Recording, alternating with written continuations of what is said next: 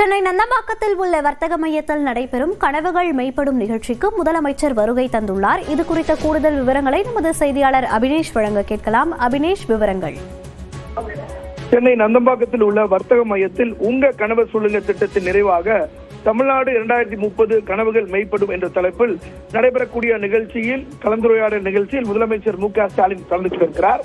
குறிப்பாக இந்த நிகழ்ச்சியில முதலமைச்சர் மு.க.ஸ்டாலின் பல்வேறு முக்கிய அறிவிப்புகளையும் வெளியிட இருக்கிறார். குறிப்பாக இந்த நிகழ்வில் துணை முதலமைச்சர் உதயநிதி ஸ்டாலின், அமைச்சர்கள் மற்றும் நாடாளுமன்ற உறுப்பினர்கள் என ஒவ்வொருவரும் அவர்களுடைய தலைப்பின் கீழ் பேச இருக்கிறாங்க.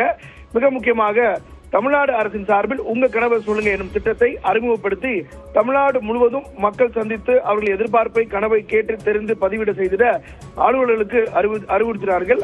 அந்த அடிப்படையில மாநிலம் முழுவதும் 45 நாட்கள் 50,000 தன்னார்வலை கொண்டு 1.92 கோடி குடும்பங்களின் எதிர்கால கனவுகளை அறிவுவதற்காக வீடு வீடாக சென்று தன்னார்வலை கொண்டு உங்க கனவை சொல்லுங்க என்கிற திட்டத்தை தமிழ்நாடு அரசு அறிமுகப்படுத்தியது.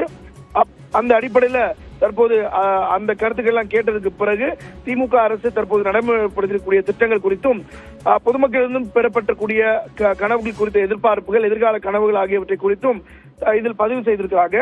அந்த அடிப்படையில என் ஊர் என் கனவு என்னும் தலைப்பில் 38 மாவட்டங்களில் தொலைநோக்கு திட்டம் 2030 குறித்தும் அந்த திட்டங்கள் செய்திகள் சேகரிக்கப்பட்டிருக்கிறது. அதை அடிப்படையாக வைத்து இன்றைக்கு இந்த நிகழ்ச்சி என்பது நடைபெற்றிருக்கிறது. இதுல சுமார் 12:30 மணிக்கு முதலமைச்சர் மு.க.ஸ்டாலின் பேச இருக்கிறார். அதில் பல்வேறு மிக முக்கிய அறிவிப்புகளையும் எதிர்கால திட்டங்கள் குறித்த அறிவிப்புகளையும் முதலமைச்சர் வெளியிட இருக்கிறார். மோனிஷா.